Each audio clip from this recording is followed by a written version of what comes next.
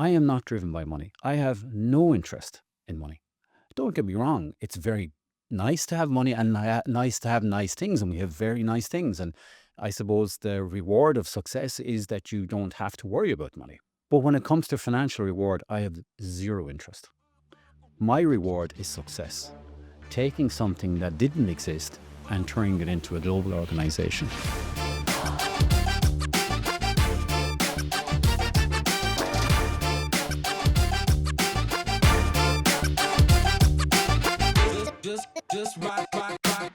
Liam Kearney, thank you very much for joining me. Thank you, Connor. It's good to meet my cousin. Yeah. Well, I was going to say no relation, but as you said when we first connected, all Kearneys are related. Some way. No, it was lovely to hear it, Connor. Thank you very much for asking. Tell me about the Revive Group. So what does it look like today, the kind of size of the business and just who the customers are and that kind of thing? We started up the Revive Group in 2020, but we were working behind closed doors effectively in COVID, developing products and just deciding what we wanted to do with the organization. I actually came back to Ireland 2 or 3 days. I remember flying in with my wife from Boston. I was working in the US at the time. I was running one of the factories that I was running was in North America, and I remember flying back in from Boston, back to Shannon Airport, and everybody was then talking about this COVID thing. What are they talking about? And the country literally closed down 3 or 4 days. So it was March. I think it was March 2020, if I remember rightly. So, and we worked effectively on Teams meetings from the following 6 months, trying to run a large international organization, where I was the managing director of an organization called Booker West. Booker was owned by Booker Municipal, and we had operations essentially all over the world, right from China to Australasia to North America and UK and Ireland. What does that business do? So Booker Municipal is an organisation. They specialise in municipal equipment for cities. So right from winter equipment, road sweepers, sewer cleaning machines, tankering machines, all those type of things. And actually, how I ended up there was we had an organisation called the Arlo Group, and we were driving on with that business in the Arlo Group. And inside in the business, we had started that business actually effectively in 1996, and it really started to develop in 1998. And that business was quite successful right up to 2010, 2011. And if everybody remembers what happened in 2010 and 2011, the world virtually came to an end from a financial perspective. And the organization at the time then was the R Group had 3 organizations inside it, quite successful: AQS Environmental Solutions, Acorn Recycling, and a company called J. Whitfield Larson, or JHL for short. And at the time, we got into financial difficulties, not through our core businesses, more so through investing in property and being this, we're now going to be property investors and property dealers. And that just went wrong for all the wrong reasons. Our core businesses weren't really effective. Our core businesses were doing quite well. And if you remember at the time, then Ulster Bank and the others were quite aggressive about calling in their loans very, very quickly. So it affected the entire organisation. And loose about giving them out initially, but yeah. It's hard. You know what? I keep getting you to come back to the question you've asked, but I'll tell you a funny story. This is how crazy it was at the time. We were invited by Anglo-Irish Bank to go to a Scotland-Ireland rugby game in Edinburgh. And literally there was a plane to pick us up in Dublin Airport and fly us over to, I think it was Prestwick Airport at the time in Scotland. And when we landed, there was a private train waiting for us to take us from Prestwick Airport into the centre of Edinburgh. And on the train, then, it was all the leadership team in Anglo-Irish Bank and all the senior people in Anglo-Irish Bank. And I remember, this is just tell you the craziness of the time. And I remember getting a phone call from a receiver in Limerick, and he had the job of selling Castleman chickens at the time. But Castleman Chickens had a large wastewater treatment plant, and we were going, geez, the wastewater treatment plant would be very interesting for us, as one of our companies was an environmental company. So I remember chatting to the guys on the train that was with me from the organisation, and having a 30, 40-second conversation going, I think we should buy Castleman Chickens. I haven't even been in Castleman Chickens. It's just, I knew some bit about it. And we ended up buying that on the train, because Anglo-Irish Bank were sitting across the way from us, and we said, guys, he fund that. I'm going, absolutely, Liam, yeah, drive on. So I bought a chicken factory on a train on the way to an Ireland, Scotland game. Never saw the place. So that was an example of the madness of the time. So just going back then to the Arlo group of companies. So we decided at the time then, or we were in a position that we needed to sell the companies, and we sold them. It was fine. We didn't do well, we didn't do badly, we got out the other side of it. And one of the companies that we actually sold was the JHL business, and we sold the JHL business of trading, buying and selling these specialist machines for underground maintenance, called sewer and drain cleaning equipment. But everybody in the industry knows them as combination units. Very, very specialized machines, but they're used in every city all over the world, every large town, every city all over the world. So huge opportunities around that. So we sold the sales and service business to J. Victor Larsen in Denmark, the mothership in Denmark. And then I joined the mothership in Denmark and pushed the business forward. There was no succession in the business that we'd gone in to run with two other guys. And it's funny, those two guys now are back. We're all back working together again in the Revive group. We have very strong relationships and friendships for 25 years. Could we just pause there for a sec, Liam? So you spent a good while, right? So 12 years or so building up this business, The which Arlo was group, very yeah. successful. You kind of had to sell it in the end. I suppose the proverbial gun was put to our heads by the banks at the time. It was mainly Ulster Bank. Yeah. It was mainly Ulster Bank were calling in their loans left, right and centre. And it wasn't so much, Conor, that we were 100% wrong, because we were invested in these properties with other property developers. Sure. And these other property developers, and it's unfair to mention their names, were actually being taken down by the banks, and we were just a part of this envelope. So we were swept along by the river at the time, and we had no choice to do what we did. And so I mean, what was that like for you, right? Because not only have you had, and I don't want to call it a failure, right? But let's say you've had this kind of successful business, you've had to sell it. You said you didn't do well, Ed. We didn't do badly, but you didn't do well. And then you had to move to Denmark, it sounds like, with the new company. Yeah. So was that Yeah. exciting, or was it a bit like, Do you know, I look back now and I take more good out of it than I do take bad out of it. It's made me extremely focused, extremely resilient. What happened in Ireland at the time, and I'm going to be honest, I was forced to leave the country because, financially, I went into a system at the time called IVA.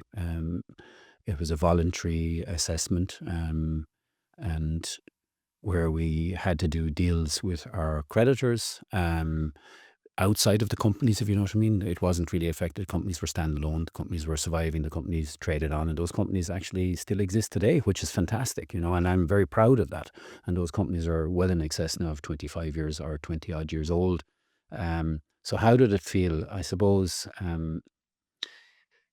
for you to be resilient, focused, and you have to get a kick in the arse every so often, and I think it copped me on. I remember running those organizations at the time, and I thought I was invincible. I thought everything I do now touches the gold and towards the gold, and it wasn't the case. And I think there was a big learning curve out of that. But when then we transitioned over to the Danish market, took a lot of those learnings in there, and I was very lucky at the time The guy that was the owner of the organization and running the business is a guy called Søren Whitford Larsen, and Søren was a fantastic man. I was over there as a young guy, so that's many years ago, and there was three of us running the organization for the family, and Søren was more like a father figure and a guide more than anything else. And I was blessed to have the opportunity to work with Søren. And Søren and I today are actually still very, very good friends. And we just opened in Denmark, and Søren was one of the guys that came and cut the ribbon. So I was very proud of that. And we've set up a fairly substantial business in Denmark. And we're continuing to do that and grow in Denmark and the Nordic region. But when I went working with Søren, Jesper Heiselbeck, who's my chief engineer now and is the chief driver of the Danish business today, was a young guy with me in the business as well, and we had another guy called Brian Stay. So the three of us were tasked with saying to Søren, "What do you want?" And he said, "Look, guys, I've no succession in this business." And that was part of the reason why he bought the JHL business office. They had no succession. They wanted to buy back in anything that was external to the business, because at the time in the JHL business, through the Irish operation, UK operation, and international operations and sales, we were nearly gone up to 60 or 70% of their entire production. So we were a risk to them. So they basically had to say, "Look, we have to buy this business off Liam and see can we convince Liam then to come and help us run the entire organization and grow the entire organization." And we did. And we did very well. And the three guys, the three musketeers, and as I said, we're all very close still. We all did very, very well. We grew the business for Søren.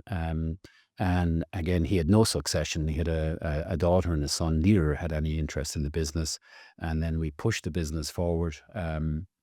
Now, the first time, and again, great learnings from it, the first time we pushed the business forward, the sale actually fell apart. So that was in late 2013, early 2014. And it fell apart for many, many different reasons. We hadn't tied down enough contracts in our international markets. We hadn't kind of tidied up some loose ends we had.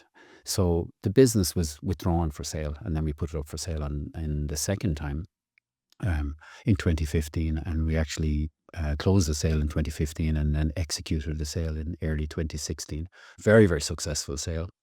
And Søren then was riding his horse into the wilderness and very, very happy, and he's gone off to follow other interests, but has always kept in close touch with us. And then that business we decided, and it was funny, and I learned a lot from this as well. When we were selling the companies, we had it down to two organizations at the end. And one of them was a very large American organization called Federal Signal. And then the other was Booker Industries out of Switzerland. And Brian Stay, Jesper Heiselbeck, and I made the decision. And we had all skin in the game. You know, we all had equity at that stage. And the further we drove the business before it sold, we got more equity in it. So we done quite well. But the decision of where we actually sold the company came down to us. And I would have never expected that.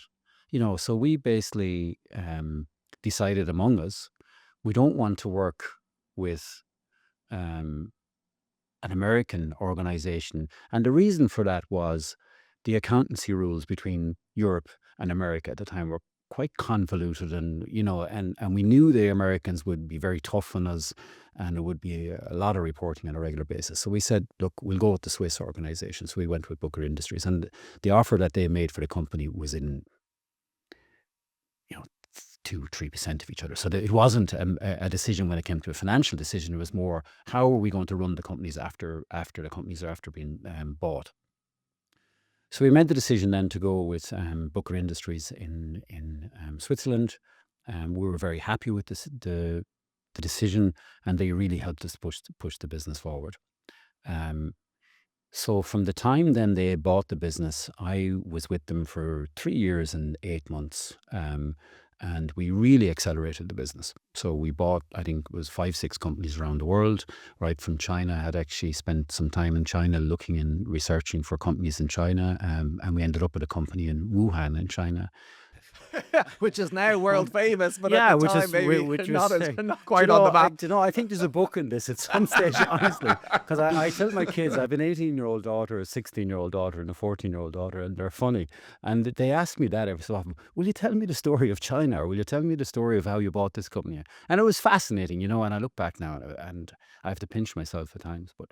So we went and traveled around China. We bought a company. We were owned by Booker Industries at the time, and we bought a company which was one of the first companies in China that was allowed to be 100% owned by an international business. So that was a very serious transition in a time, and there was a lot of regulatory stuff around that. And then so that was quite successful, and Booker still owned that company today. And then we ended up buying a company in Australia, which they still own today. So you know, it was really successful.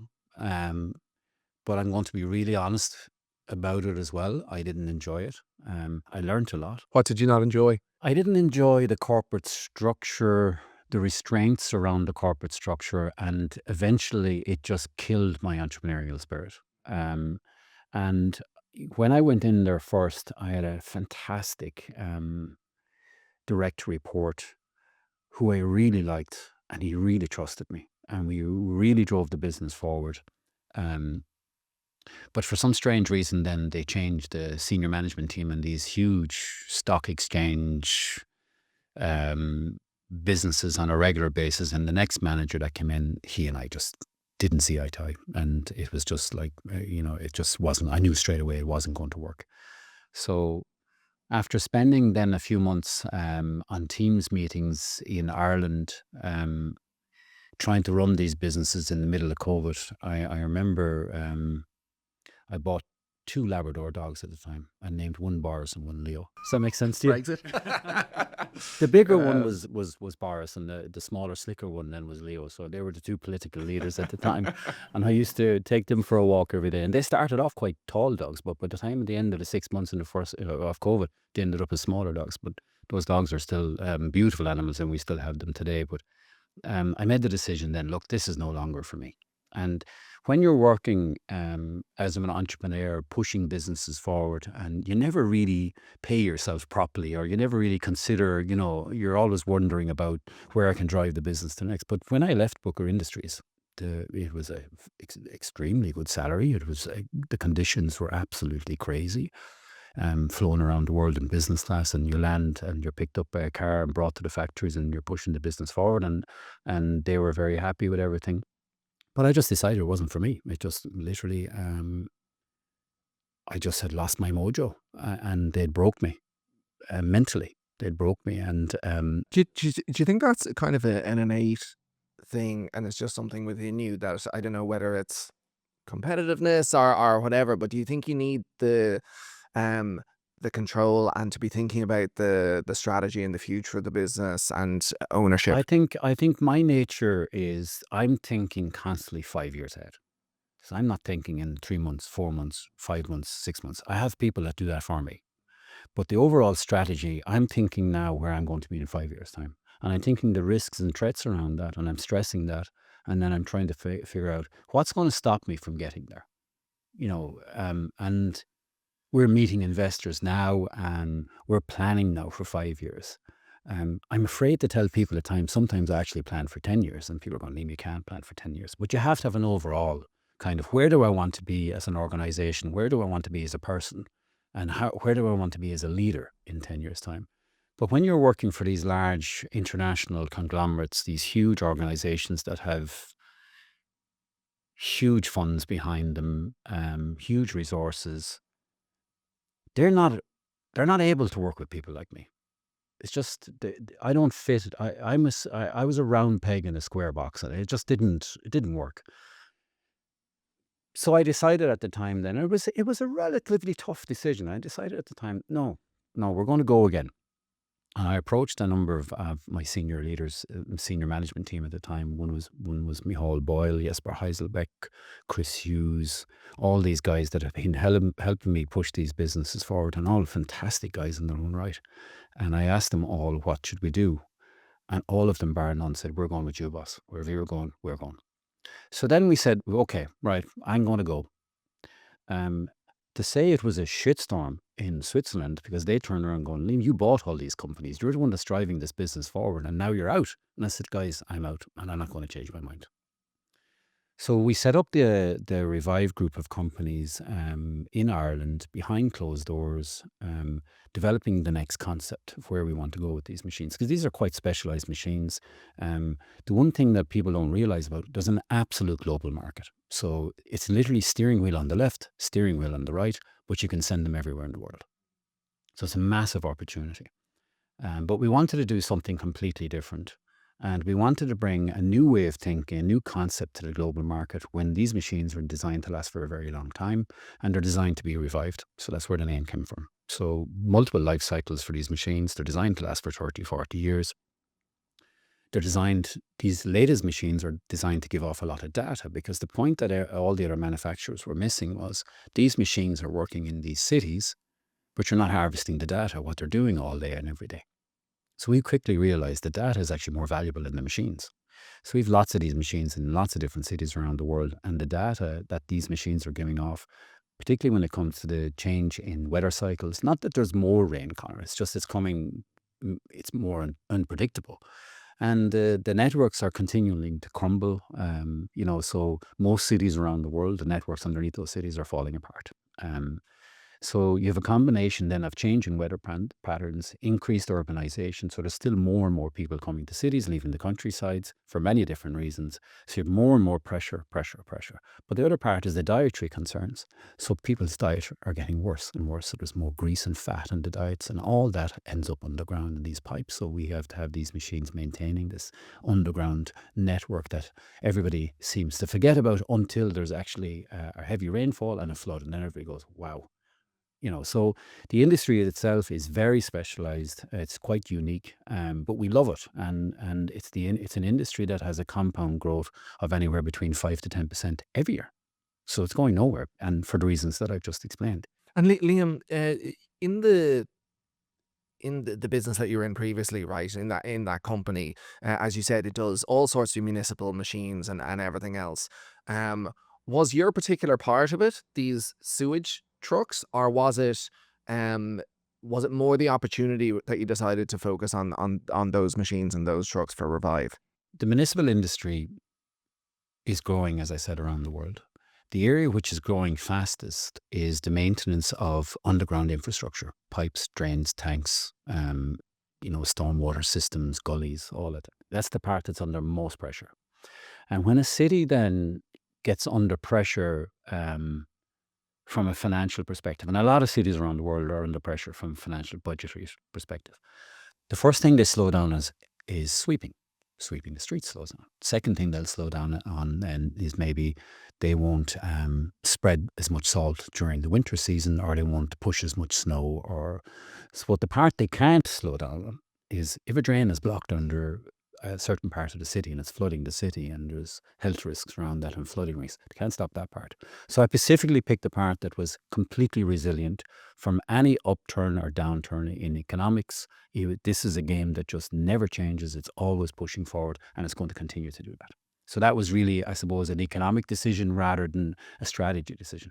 And we had a lot of experience then because of Vidfjord Larsen in Denmark and running that company in Denmark. We had a lot of experience in that specific area of drain and sewer cleaning technology, the technology of doing all this. So I suppose that's the reason we focused in Revive Group, that we focused specifically on this specialist area of drain and sewer cleaning technology. We started with older machines, where we would take in older machines from cities and revive them and put them back up on new chassis.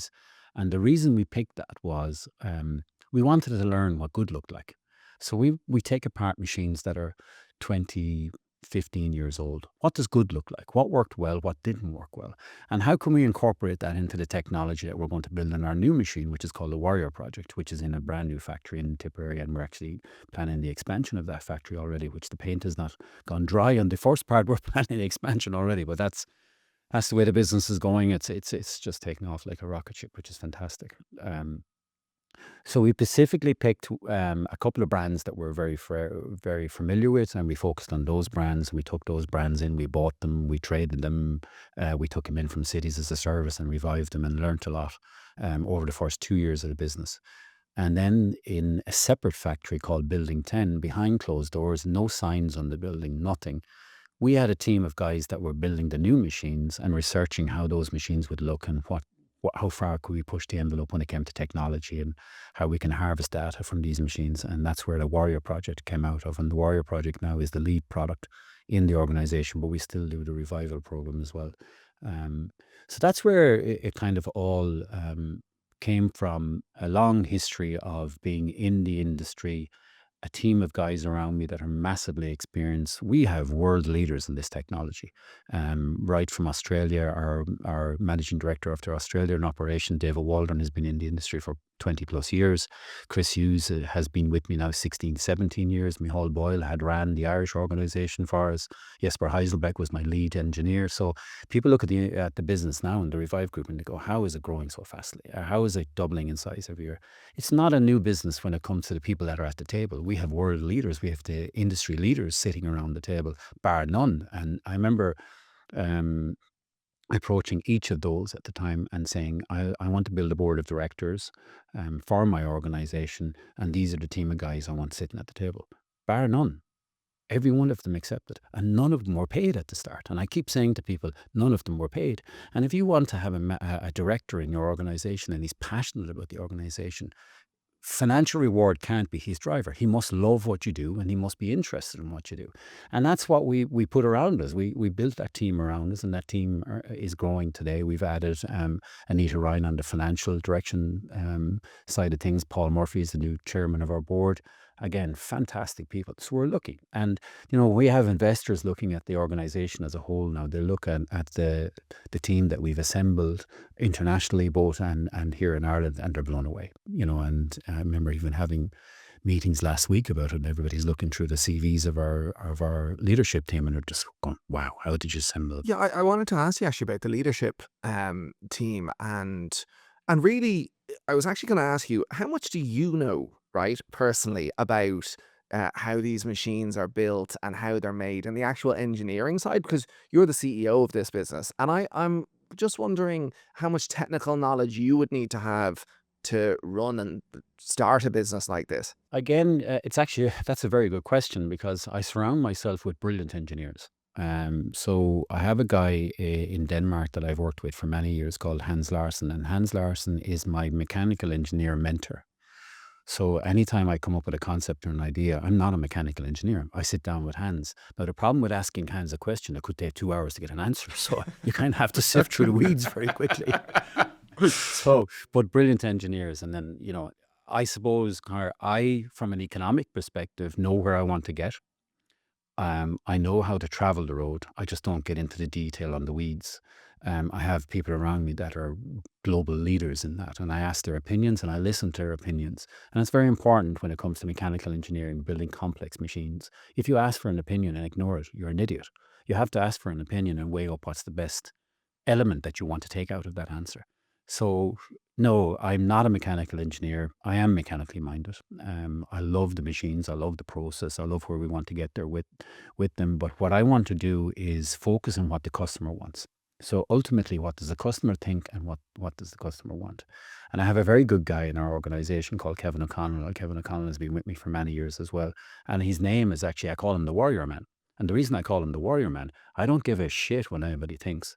I only worry about what the customer thinks, and he's my interface with the customer. So I have an unusual situation in the business where I have one guy that circumvents all management and comes to me directly, and he tells me every single day what the customer thinks.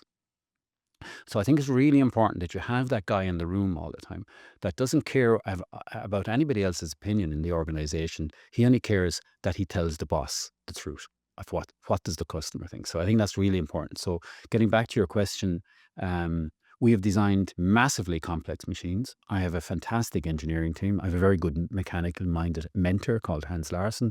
Um, Fantastic man. And he actually comes over to Ireland once a month to mentor me, even still. But what's important now is that the senior engineers that I've worked with for many years download to the new team, and they educate the new team and mentor the new team. So we are sitting here today, and I can tell you, when it comes to this technology of what we're doing here in Ireland, it is most likely the best in the world. And that has happened for a number of reasons. We're very lucky in some ways that we're a new organization that we could reset. We could say we can take the best technologies in the world, the best ideas in the world, bring them back to Ireland and produce the best of its kind in the world in Ireland. And to produce a machine that has maybe 2,500 or 3,000 parts in it, very, very complex machines with a lot of data on board, a lot of data harvesting on board, there's nothing like it being produced in Ireland that we're aware of. So it's fascinating to see how we're globalizing that product now and bringing that product into new markets. Even as late as yesterday, I flew back in from France, and we're starting trials in the centre of Paris as an Irish company, starting trials in the centre of Paris. The same is happening in Australasia. The same is happening in the Nordic region, the Benelux region, UK and Ireland. So to have those machines being manufactured in Ireland, in an Irish off-grid manufacturing facility, supported by Enterprise Ireland, supported by the likes of Assets, Bank of Ireland, for me is an extremely proud thing. I'm a proud Tipperary man. And we had a lot of options at the time. When we decided to leave the organisation, we were offered many different opportunities in Europe, tax-free, don't have to pay for the land, build your factories, we'll look after you. And when you come back to a cost base like Ireland, you have to work smart. But we made the decision, we will come back to Ireland, we'll start employing people in Ireland, and we brought some new concepts, ways of working to Ireland through the Danish market. And in fairness, I was blessed and honoured to receive a Royal Medal in 2014 from Denmark for services to the Danish economy. But the benefit that came out of that was, and it was a little bit crazy, I was the only Irishman ever to get a Danish Royal Medal, and Danish royal family are lovely people. I've had the blessing to meet them 3-4 times now, and I had the opportunity to travel with them on some of their trade work. But to bring some of the learnings and back to Ireland, and I was lucky at the time then to get a certificate from the Danish Export Association, and then you get into the mindset of how Danish industry works and how the Danish economy works. And I was very interested in that. That really sparked an interest in me. How does this economy work where the cost base is so high and they're so smart at manufacturing, and their export businesses like Danfoss, Grundfos, all these Lego, massive organizations. So I wanted to learn a lot. So when we decided to set up the manufacturing businesses in Ireland, we looked at manufacturing in a different way, and we effectively have a large Lego box. And we're about to expand that Lego box by more than double again. And we're on a 42-acre site on the National Bioeconomy Campus in Tipperary. And Tipperary County Council have been absolutely amazing for us. So we decided now that we have the first of our large factories being expanded, and we are building up to another 5 factories, all factories off-grid, totally independent. An amazing concept and really difficult to do, but we managed to get it up and working. But the concept we brought back was, and this is something that is really pushed to its limits on the Danish market, where we work very, very closely with our supply chain and virtually incubate our supply chain in what we want to do. So, and I give you an example of how this works. So we have an extremely complex machine. We produce and actually manufacture very few parts of that machine ourselves. So we have a very strong engineering team. And then we travel around the world and we find good organizations that can make one element of a brick, one brick for my Lego box. You can imagine, visualize this. So we have one brick in a Lego box, and we want that company to be really good at that. So we just want you to make that brick and be really world class at it. And we'll send in our engineering teams, we'll support you, we'll help you understand the economics of it, we'll help you understand what your margins should be, and we'll make sure you make money. But we're going to buy a lot of those bricks off you. And we don't want you making 10 different types of bricks. We want you to be very good at one brick.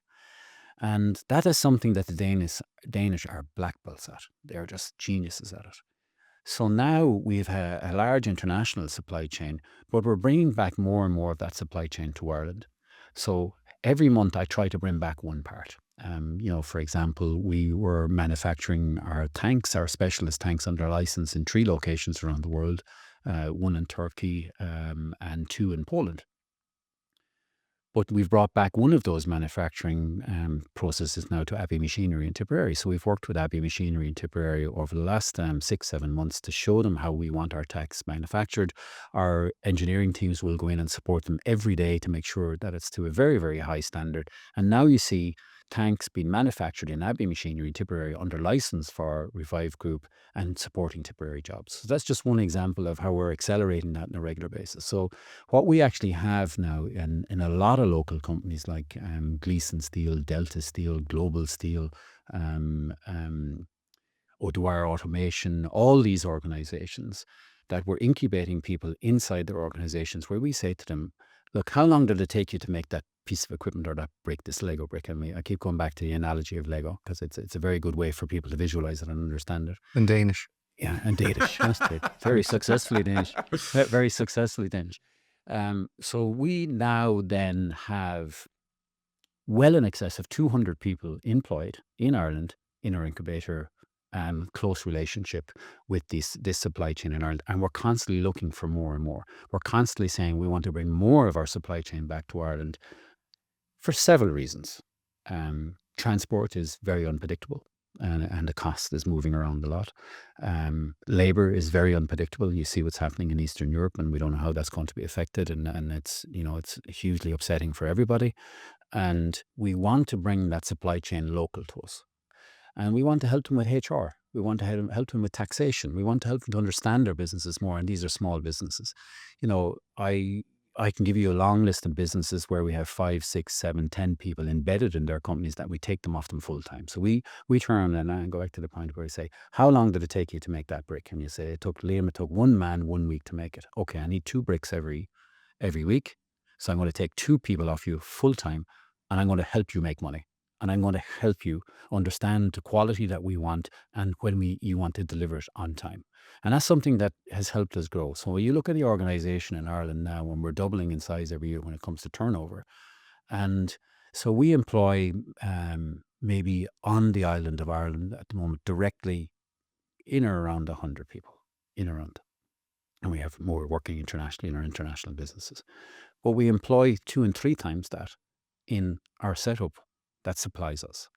And the spin out, and I think Enterprise Ireland, in fairness, I remember chatting with Jenny Amelia before she became the CEO of Enterprise Ireland. Actually, Jenny, we were very lucky. Jenny came to look after us early days and made sure that we were well taken care of. And what a leader, fantastic person. So she came to us very, very early days and asked, how can we support you? But she got the concept straight away. She was going, okay, high engineering, high technology, very high standards here in Tipperary, here in Ireland. And she knew straight away, you're going to bring your supply chain back to Ireland? Of course I am. So that's happening now. So we're extremely proud of that. So when people look at our direct head count, around 100, and that's growing, but it's growing more so on the back office, more so on the production floor. The guys that are producing on the production floor are getting very quick.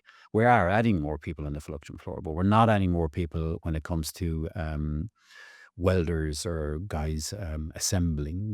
We have a very strong supply chain for that, and that supply chain is helping us. And from an economic perspective, it's very good. Tell me about the revenue growth. So you're a very young company, right? You're only 5 or 6 years old. You're expecting to turn over nearly 50 million this year. So so just in Ireland, right? So that's huge. Okay, that's massive, right? And obviously, I kind of think, wow, wouldn't I love to start a business that in 5 years, 6 years time could be turning over 50 million? What's that down to? Is it the industry? Like, I'd imagine these machines are very expensive. Is it your ambition? Is it a mix of everything? What is it that's kind of driven that? We're only getting started. Now, so what I'm going to talk to you about is the Irish organization, because we have international businesses and they're growing very rapidly as well. So we obviously want to get economics of scale. So we want to be able to go to the likes of Scania in Sweden and get better discounts and better deals and better arrangements. And they're very, very good to us. And it's an amazing relationship. We actually deal directly with Scania Global. We don't deal with anybody else, because we buy so many chassis and we send those chassis all over the world. We want to have the opportunities to play with the big games and the big players around the world. And there's some massive players around the world. This week we were spending a lot of time with one of the biggest players in the world in France. And They have maybe 400,000 or 500,000 people working from around the world, and they look after infrastructure. So we want to play in their football field. We will have a run rate of an excess of 100 million euros on the island of Ireland within the next 3 years. And to hold on to that ship as you're pushing forward is really difficult. And that's the stress point in the business, is making sure that cash is keeping up with you all the time. Because by the time you actually buy the components and assemble the equipment and manufacture the equipment and get the equipment back onto the market again and get paid for that equipment, there's quite a gap. And you need to fill that gap with cash. So the only thing that's holding us back at the moment is filling that gap with cash. Not the amount of projects we have in front of us. We have an organization coming to visit us next week in Ireland. So they're spending 3-4 days in Ireland with us next week. And the order that they're talking about, just for our equipment, is in excess of $100 million. Just one order.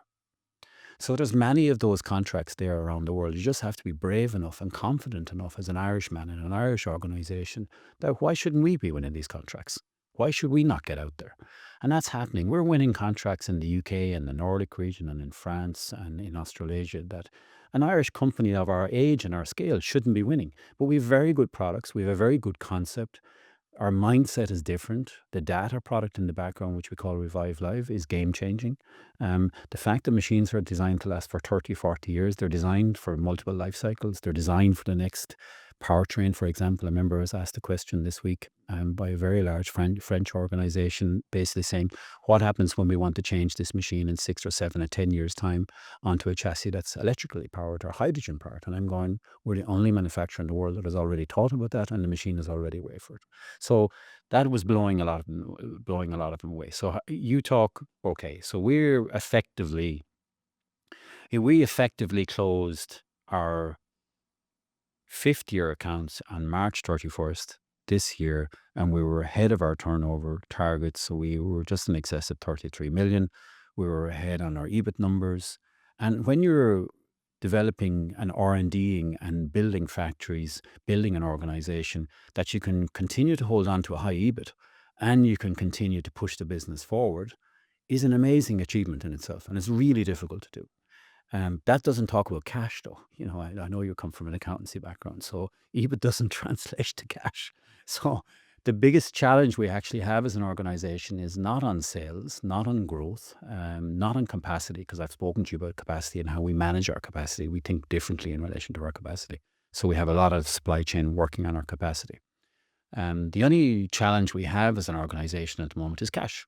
And that's something that we have to be really responsible around and really careful around.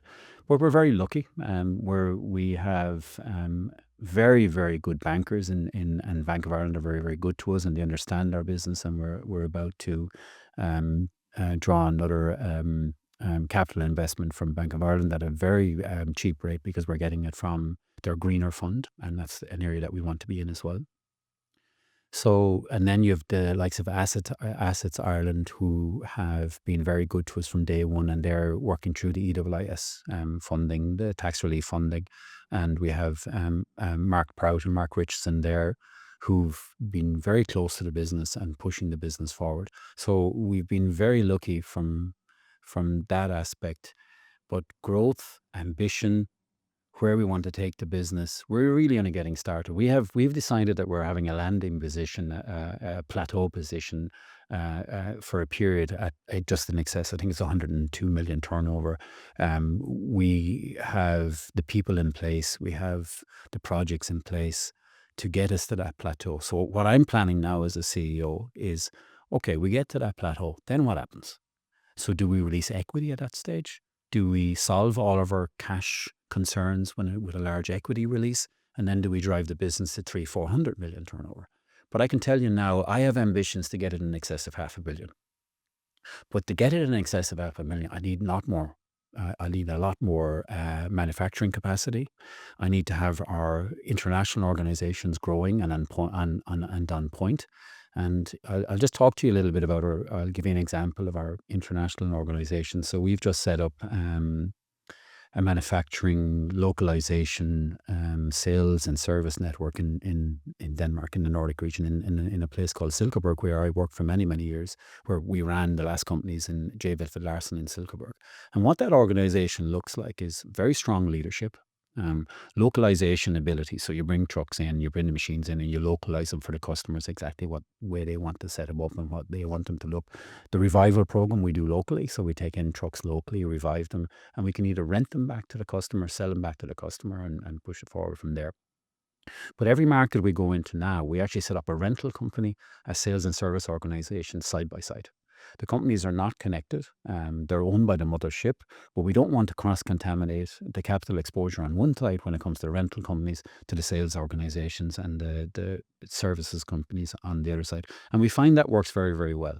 And we set up an organization in the UK in early days as well called Acumec.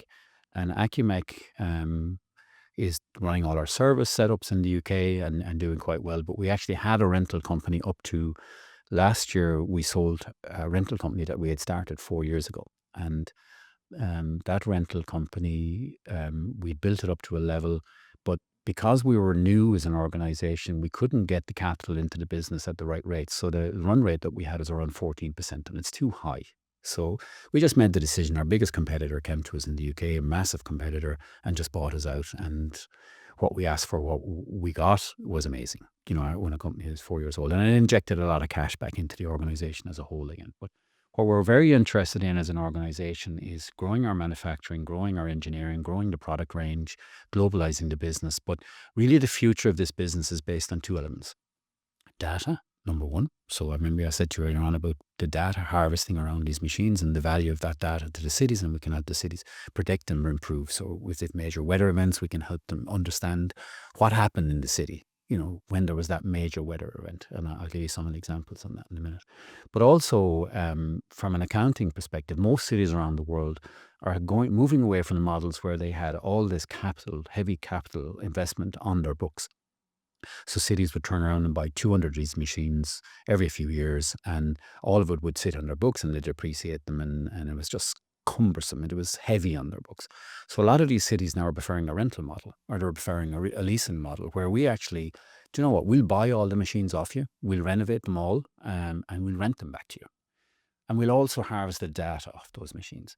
So it's funny now for me to be talking about an organization that's going to transition from a manufacturer to a data provider. And people, when they understand what I'm talking about, they're going, okay, so you have all the machines on the ground. And I said, yep. And the majority of the times now we own these machines. So we're not selling, we're renting these machines to the city. And we're harvesting data off these machines. And I give you some examples about it, Conor, that's fascinating for me and how I think and what we're predicting and where we want to go as an organization. Just before you do, right, and I do want to talk about the data side of things, right? When you start, so you already said, right, you look 5 years and sort of secretly 10 years into the future. When you started this business, right, to where you are now, say, we call it 5 years, right? It might be a bit longer. 5, no, it is 5. Yeah, it's effectively. Our first year's trading was actually, our first proper year's trading was March. They closed in March 31st, 2022. Okay. So Okay. yeah, So so it's really, it's that first year and then to where we are today. did you foresee roughly kind of 50 million turnover in the Irish business, or did you foresee something bigger or something smaller? Like, where are you kind of based on where you wanted to be at that stage? Can you remember? Anybody who would know me would answer that, would ask that question, would get the same answer every time. I always knew that this would be multiple of hundreds of millions of turnover business. Did I think it would scale as fast? If I'm honest about it, no. But I knew it would scale. The only thing that's holding us back again is cash at the moment, just that we can feed enough cash into the business in the background. But did I always think it could be huge? I did, because I understood the global market. I ran a research program while I was in Booker Industries, where we know there's about 4,500 of these machines sold globally. And the area that we want to fish in, the area that we want to work in, is about 2,800 of these machines a year. Now, the Revive Group last year produced 120. It's only the tip of the iceberg. And we know we're building one of the best intuitive connected devices in the world at the moment. So we're not afraid of that. Again, it's just ambition. How do you manage the ambition? How do you not run out of cash? How do you not overtrade? How do you get into the markets quickly enough? I'd like to get to a stage when we pass that 100 million turnover mark and 16, or I think it's 15.5 or 16 million EBIT, is to figure out how do we get onto the M&A trail? How do we acquire companies in markets, key markets that we want to be in, and layer our equipment on top? So in answering your question, absolutely yes, we did. And the management team around me knew me well enough. They're going, listen, this guy is going to drive this like a crazy, train. And we are. And they're all with me. They all understand it. They all have their own areas of responsibility. Do they pull me back? Do they give me a kick up the arse every so often? Of course they do. And that's their jobs. But we always knew how big this is going to be. But again, you have to understand, we're not the McDonald's of the world. This is an industry that nobody knows anything about. You won't hear about Revive Group only for the EOY program, the Ernst & Young program, or Leadership for Growth. Nobody still know about this business. So it's a very specialized area. We're very good at what we do, and the business is growing and growing and growing. Yeah, and it's funny that you say that no one knows about it, right? In this industry, and you always hear, look, there's money in kind of unsexy, unglamorous industries. And when I was reading about this, I couldn't think of a less glamorous, more unsexy industry than sewage. Absolutely, absolutely. And is that part of it? Is that part of, like, you obviously have competitors and everything? We've talked about the industry, but is it does it benefit you in a way that you're in that kind of an industry? I am a big believer in the more specialized something is, the more margin that's in it, and the more people leave you alone. We are in a very specialized game, producing high quality, high technology machines for the global market when it comes to the maintenance of underground infrastructure. And you can call it what you like. It's cleaning shit. It's making sure. It's making sure. It's making sure that what's underneath your feet in cities keeps flowing. And you look at, I'll give you some very simple numbers. So we're in a process in the UK at the moment called AMP8. And AMP8 is where the UK government control, I think it's 12 or 13 monopolies in the UK called water authorities. And then they tell the water authorities what you can spend, because they're monopolies, and there's customers in these monopolies. And depending how they're performing as a water authority, it decides how much money you can charge your end user, and then they decide on the budget. So the budget for the current AMP period that we're in the UK is in excess of 100 billion investment. The next AMP is going to be 120 or 130 billion investment. Now, UK is not unique in the way they invest. Every economy in the world is starting to invest now in underground infrastructure, because if they know, if they don't, it's going to be an absolute disaster. So that's why this industry is so insulated. It is always moving forward, and it's an area that we love. And going back though to the data product, that's what excites me most. And that's something that's our own IP. It's internal to us. It was invented by us. It's our product, where we're installing so much sensors and data, harvesting equipment on the machines as they're working in these cities. And I'll give you a very simple example about how this works. You, as I said, you come from an accountancy background, you understand numbers, and I'll give you some very simple understanding about the potential of this. So today we probably have 120, 130 machines running around the centre of London, right in the centre of London. And we're adding more machines all the time through various different customers and various different organisations. So if 3 or 4 days ago there was a weather event in London where there was 20 centimetres of rain, there was high tide, and at the high tide, it was, as I said, heavy rain. The city's drainage system is under a lot of pressure as it is. And then our trucks are deployed to resolve the problems. They're in all the red zones, all the hotspots. So we have a geofence built on the trucks now as well. So we know within 1 metre where they are, where they're located. And we're harvesting 50, 60 pieces of data every second off the back of the truck. So we bring this up to cloud, and then we're harvesting that data as to, we can now say to the city, 3 days' time, we know there's going to be a weather event. We know high tide is at 7 o'clock in the evening. Do you remember all the flooding and all the insurance claims and the streets you had blocked and all the underground basements that were flooded and all the fines that you got from Ofwat, the regulatory body in the UK.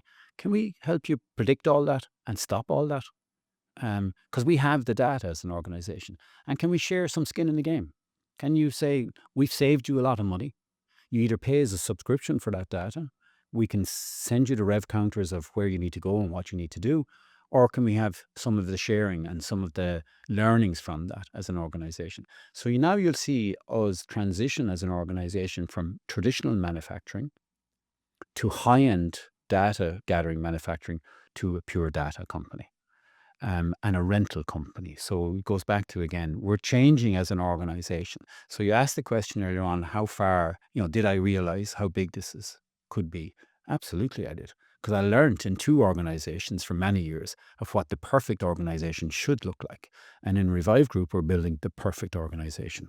And the only issue, again, we have as an organization is the pressures that we have around cash because we're growing so quickly. And that's the major issue that we need to resolve at the moment is feeding enough cash to supply and facilitate our growth.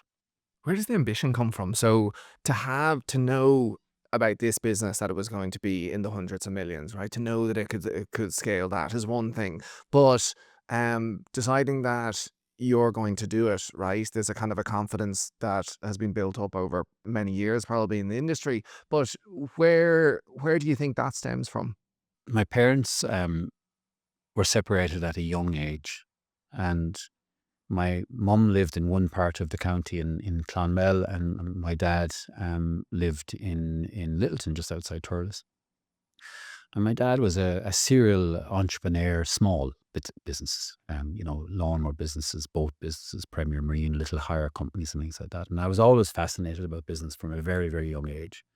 Um, and so I left, I lived with my mum in Clonmel in a small little street in an area called the Old Bridge, um, William O'Brien Street, and very happy with my mum there. And she worked really, really hard and a fantastic lady. And decided then that I wanted to go back up and live with my dad, lived with my dad on my own. So I was, from a very young age, fascinated by the basic elements of business. So you buy something, you do something to it, and you sell it, and the margin in the middle. And I can tell you, I had that in my head when I was 8, 9, 10, 11 years of age, where the rest of the guys were up in the hurling field pucking a ball around. I was doing that as well, don't get me wrong, but I was fascinated about the basic elements of business and turning that into something else. I, from a very young age, knew as well that I had a learning difficulty, but I didn't know what to call it. I didn't know what it was. And subsequently I found out they put a tag on it and called it dyslexia, and I was going, Jesus, this is, what is dyslexia and what's it about? But I knew in primary school, I found it really difficult. Um, and I was always told, you can't do this and you can't do that and you'll never go to college and you'll never make anything of yourself. And it wasn't my parents that were doing that. It wasn't my family that were doing that. It was just the education system that we're in at the time.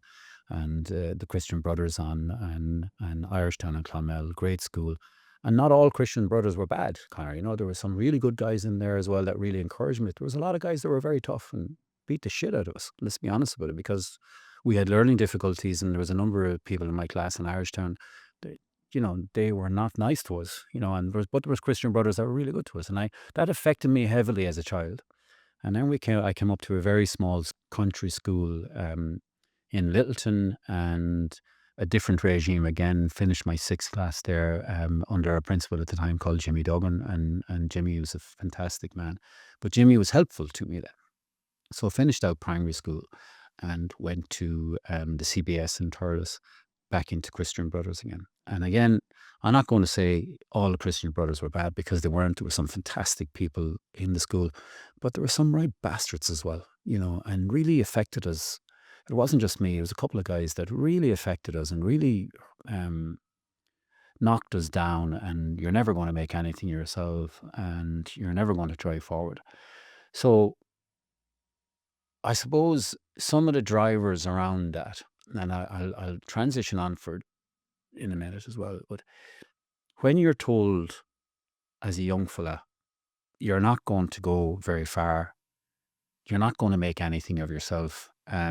Sure, look, you can't even read, or you can't spell. You have two choices at that stage then. There either is a fire in your belly or there's not a fire in your belly. So some people, there's no fire in their belly, and it was really hard on them. But I had a fire in my belly from a young age, and don't ask me where that came from, because I honestly don't know. But my God, was I ambitious, and my God, was I driven. I went to DIT in Mountjoy Square in Dublin. How I actually made it that far was amazing to me, and struggled my way through and did what I needed to do. But I actually started my first little business when I was 19 years, 20 years of age, little planter business, and worked away in that, and then transitioned into our first proper business after that then again. But the only reason I actually wanted to go to college wasn't because it ticked the box of going to college. I thought of it as completely differently. Because I genuinely wanted to learn more about business and how business worked, because I knew I wanted to start businesses and I knew I wanted to grow businesses. And I didn't want to be the stupid person in the room when business people were talking and you're going, what does he actually mean? What does EBIT mean? Or, what does, the basic economics of running a business. So the only reason I actually wanted to go to college, and it was different to other people, was I wanted to learn the basics because I didn't want to be the stupidest person in the room. And that was always what drove me as a person. I want to learn all the time because I don't want to be the stupidest person in the room, but I also am extremely ambitious. Now, when you become successful, you don't give a shit what the other people. I'm at a stage now. I don't care what people think of me. It's actually irrelevant to me. All I want to do now is I've stripped away those rockets that are either side of me, going, I don't care what you think. I'm going that direction. Who's coming with me? And where has that ambition come from? At times I scare myself. I have conversations with my wife and she's gone, holy shit, where do you get this from? That you are just interested in success for successes, to be successful. I am not driven by money. I have no interest in money. Don't get me wrong. It's very nice to have money and nice to have nice things. And we have very nice things. And I suppose the reward of success is that you don't have to worry about money.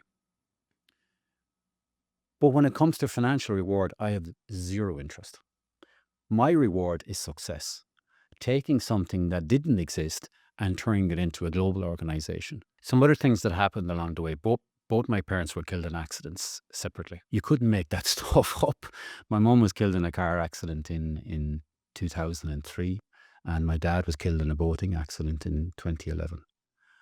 And at that stage then, you have to decide as a person, what is it you want to be? Where do you want to go? Where do you want to drive this bus? Who's on the bus with you? What it is you want to achieve? What is the destination you want to get to? And what drives you as an individual? And I can tell you, when you have people from a very young age, because of now the label I have as a dyslexic person, I didn't have a bloody clue what it was. I just couldn't read. And I got the shit bet out of me for various reasons, because I couldn't read and I couldn't spell. So when that happens to you as a young person, and you're driven because of that, and you have an interest in business and you want to be successful, not financially, but you want to be successful. If someone said to me what the understanding of success would be, I wouldn't mention financial in it at all. For me, it's to be seen as a leader, to be seen as a person that somebody can come to and look for advice, and to be seen as somebody that people want to follow. And success and driving, doing something that hasn't been done before, and doing something that hasn't been done before in Ireland. But when you layer on top of that, then massive tragedy in your life, where you lose two people you love instantly. At that stage, then, as a person, you have to decide to yourself, right, is this going to knock me down, or is it going to put more fuel in my tank? And I went through, I have to say, I found it very hard. My mum was killed in a car accident, and it destroyed our family. My brothers and my dad at the time. It just destroyed us. She was the kind of glue that kept us together. And then you kind of say to yourself, okay, this is either going to kill me now or it's going to drive me. And I just made a decision in my core, this is going to drive me forward. And then if you layer on top again, and then your dad is killed in a separate accident in 2011, and you're going, oh, Jesus, what the fuck do I have to do here? And then you say to yourself, okay, you either pick yourself up mentally and physically now, and you drive yourself forward again. So for me as a person, I'd love for my kids to turn around to me in years to come, and the guys that are around me now, and the guys that I trust in work and business, the likes of Micheál Boyle, Chris Hughes, Jesper Heiselbeck, David Waldron, Paul Murphy, Anita Ryan, Niamh Leahy, all the senior leadership team that we have around us, John Fitzgibbon, all these fantastic people. I just want them to turn around to me at some stage and go, do you know what? What we have achieved is amazing. We're a fantastic team, and you led us here. And I suppose that's what drives me every day. And then what puts fuel in my tank is um, thinking back about, wouldn't my parents love to have this opportunity?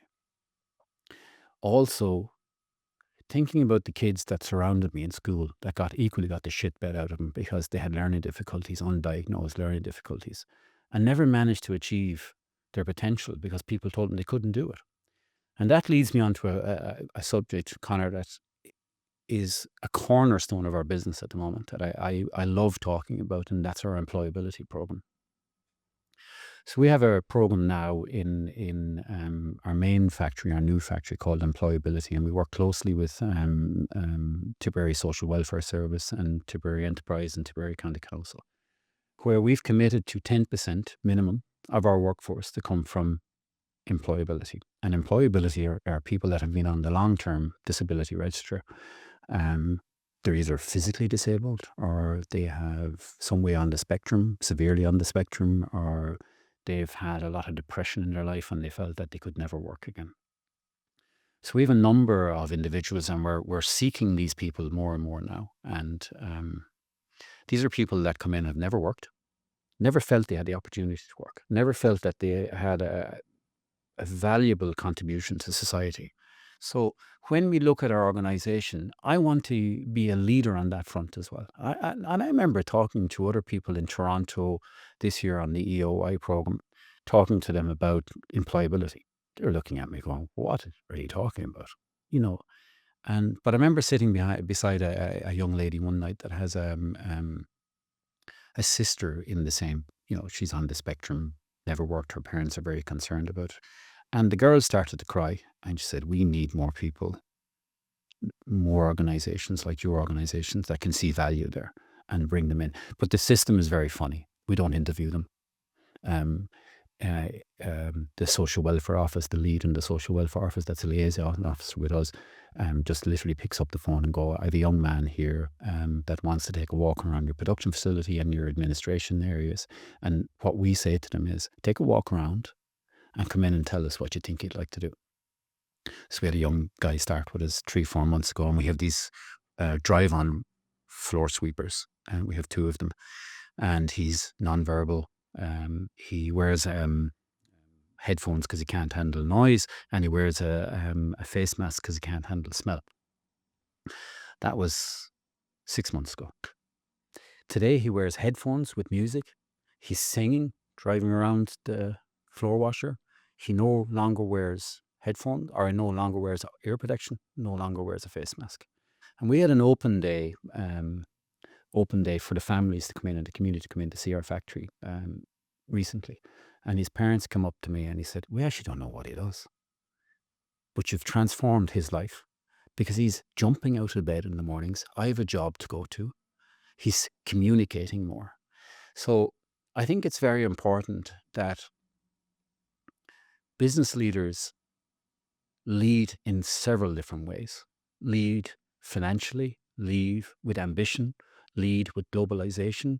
We're on a small little green island that shouldn't float, shouldn't really work, but it does work. Look at the economy we have at the moment. But to keep that going over generations and generations and generations, you have to engage with your local community, bring people in, think differently, drive forward, bring new technology, new ways of thinking, new ideas. And the one thing I always found interesting about coming back to Ireland was, and after spending many years outside of Ireland and getting these awards, and being so successful outside of Ireland, Irish people don't push themselves forward enough We are global leaders in so many areas.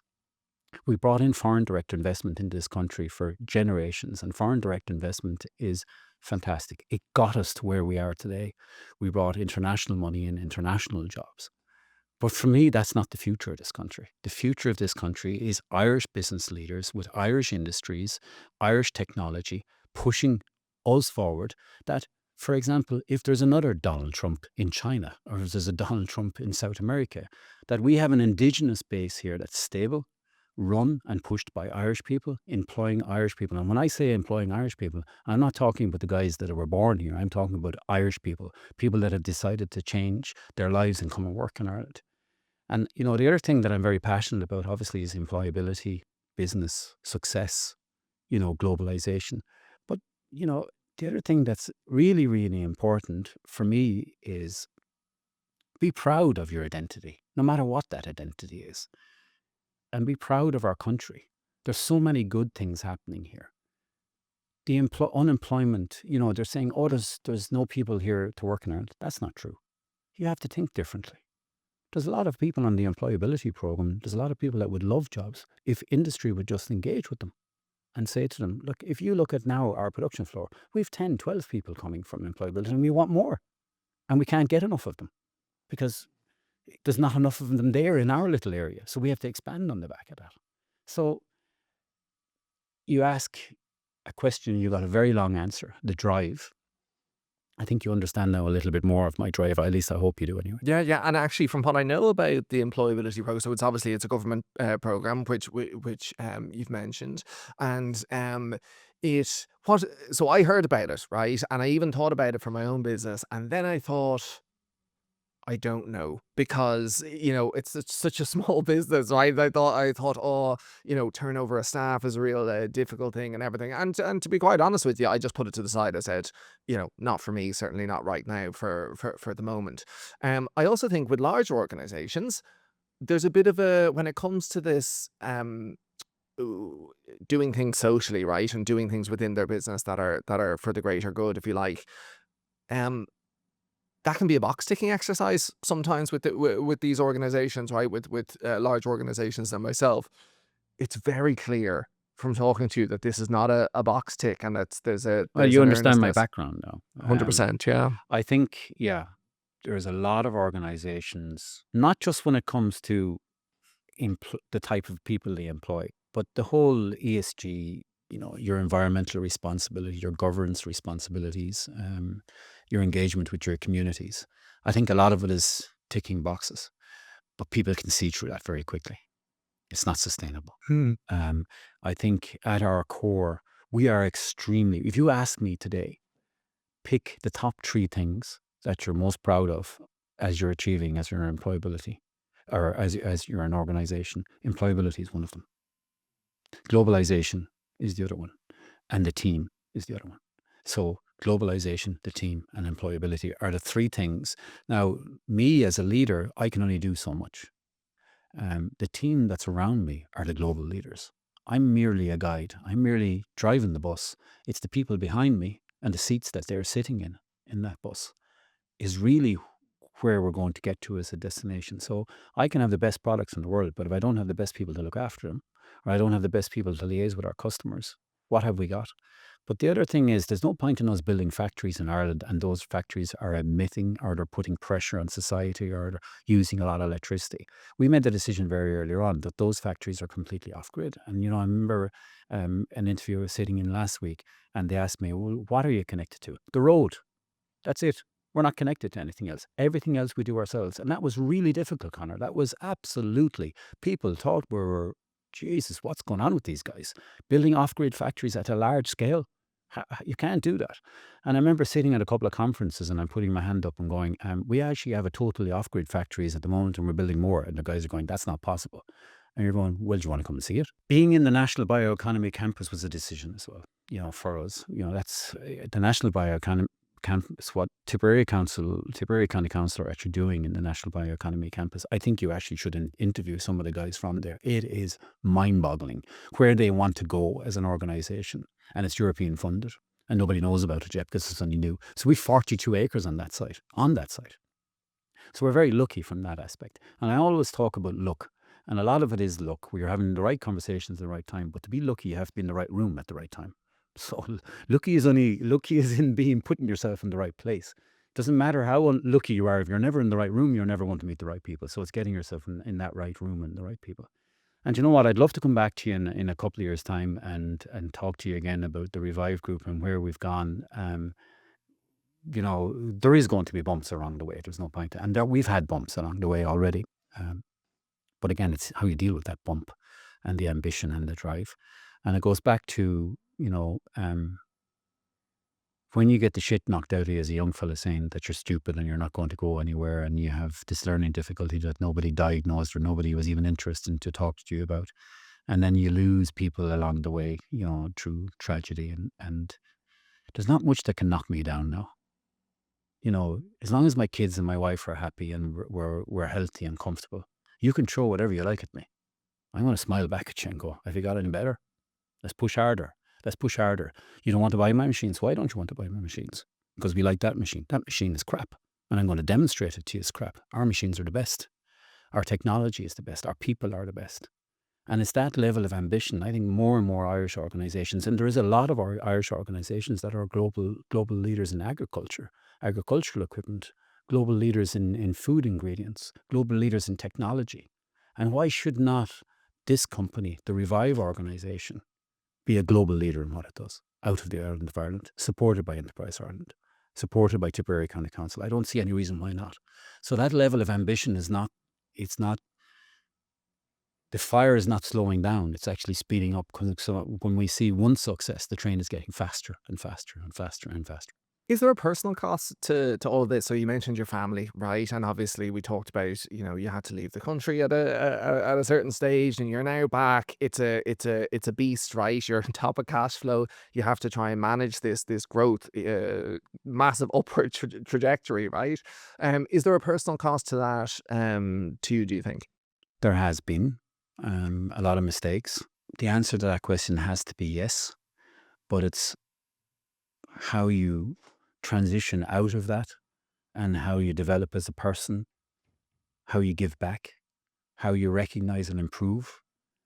I'm a completely different person than I was when I left Ireland than I am today. I reach out and try to help as many people as I can with the limited time I have. Has there been huge cost to the level of ambition that I have and what we're trying to achieve? Absolutely. Absolutely. And I think, but you have to, as you get older, I was 53 yesterday. Happy birthday. Thank you very much. The 43-year-old me was completely different. It was better than the 33-year-old. 33-year-old is a complete asshole. I wouldn't, if I was back 30, if I met my 33-year-old self now, I just pull him aside and go, you cop on to yourself, you're an idiot. But in those last 20 years, I think the most learning happened. And, I was very ambitious when I was in my teens, and up to the 23-year-old me, I was very ambitious. From 23 to 33, we scaled the business in Ireland and into the UK, and we're heading off to Australasia. Well, we got a major handbrake put on us by the economic crash here in Ireland and property dealers, and which we got tied in with accidentally. But from 33 to 43, learned a lot in Europe, developed as a person, developed as a business person. And I think the 53-year-old person that sits in front of you today is ready now for the next 10 years. I think I'm rounded. I think I'm a better person, a better business person. I think I'm a better husband. I'm trying to be a better father, but when you have 3 teenage daughters, they push you to the limits, Connor. I can assure you of that. Revolut is their best friend. Yeah, so it's certainly interesting, but I think I'd love to look back as a 63-year-old business leader and look back on the 10 years that's going to take me from 53 to 63. I don't see any horizon where I would retire. I have no interest in that. I think I love what I do. And my business partner, Micheál Boyle here in Ireland, he's the very, very same. And Chris Hughes that runs the UK.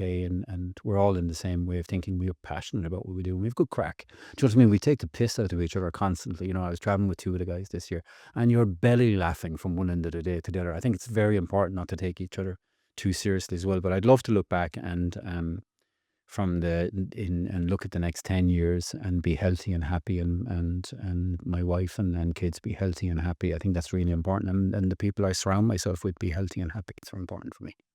Liam Kearney, it's been a pleasure having you in this morning. Thank you so much for doing it, and thank you for your honesty. You did say at the start, I'm an open book, and ask me whatever you want. But it's been you've been very honest, so thank you very much. Before we just finish up, we've covered a lot, right? But I sort of have a sense that we've only just scratched the surface in a way. Is there anything else you'd like to mention Look, before we I go? suppose it's important for me to recognize people that took a chance. My management team, my senior leadership team, my management team here in Ireland and internationally. I need to thank. I'm merely the driver of the bus. I'm not. They're the guys that are doing all the work. Assets Ireland. The Mark Prout and Mark Richardson have been absolutely brilliant for us. Bank of Ireland, Connor and all the team in Bank of Ireland have absolutely been amazing. Our local AIB, have been with us from the start, Tipperary County Council. And I think it's always important, to mention the local county councils and what they do. Tipperary County Council, when we came to them first looking for planning permission for these massive factories in Tipperary, they could have not done more for us, Connor. They really just, whatever you need, guys. And they make rates off it now, and there's a lot of people employed in their area because of it now. But I still think they went further. I still think they went further. And do you know what? We have an organization in Ireland called Enterprise Ireland, and everybody knows the name. Most people haven't engaged with them properly. Enterprise Ireland are world leaders in what they do. And I know, because I've worked in the Danish setup, I've worked in the UK setup, I know what world leadership and what good looks like. They are a class above themselves. And we engage with them on a daily basis. And the new head of Enterprise Ireland, Jenny Amelia, is a game changer. She is brilliant. She is approachable. She knows her industries. She knows her people and the people that she surrounded herself with. We have our minder in Enterprise Ireland, TJ Hughes. I can ring him now and just ask him some questions. And minutes later, he'll come back to me and say, Liam, that's done. And I just want to talk a little bit about leadership for growth. So I remember we won the High Potential Exporter of the Year in 2024, and the chairman of Enterprise Ireland was sitting on one side, and I had a lady sitting on the other side called Mairead Dunn, very senior inside Enterprise Ireland, and a ball of fire. Nobody refuses to do anything for Mairead as far as I can see. But Mairead said to me at the time, she said, Liam, I know you're really busy at the moment, and don't give me a hard time, but we have a program in Enterprise Ireland called Leadership for Growth, L4G for short. I need you to do that. And I'm going, Mairead, would you ever? I don't have time to bless myself at the moment. She said, no, you're after winning the High Potential Export of the Year. I need you to do this. I need you to do this for me. And I fought and kicked against it, and I was going, oh my God, Mairead, what have you put me into? That was transformative. As a person that I thought he knew everything, that was transformative. The peers that they put you around, there was 30 CEOs, leaders, north and south, which in itself is a statement that there's people from Invest Northern Ireland and Enterprise Ireland working together as one island. That's really important. But that was transformative. It just tweaked my way of thinking, and it put me into a network and a cohort of people that I can have deep, meaningful conversations with about business and the challenges that they've met in businesses. And I love giving back to Leadership for Growth. So I was asked to come back and speak recently, and anything they ask me to do, I'm very happy to do it. And we have WhatsApp groups going between us, and I think that actually prepared me for Enterprise, the Entrepreneur of the Year EY program, because I think before that, I wouldn't have been prepared. So L4G prepared me for Entrepreneur of the Year. And Entrepreneur of the Year for me is not about me as an individual. I'm literally the driver of the bus. Entrepreneur of the Year is giving back to my organization. And hopefully we'll be successful in Entrepreneur of the Year. And sort of, it's a difficult program because the people that are sitting at the table with me, the other 23 leaders, are amazing leaders in themselves. And we're actually meeting tonight in the Mansion House, just to have another gathering. But I think those organizations are the reason we're in Ireland, the reason we're able to scale in Ireland, and we would not be where we are in Ireland or globalizing a business in Ireland without those organizations. Liam Kearney, thank you very much for coming in. You're welcome. Thanks, Colin. Talk soon. We will.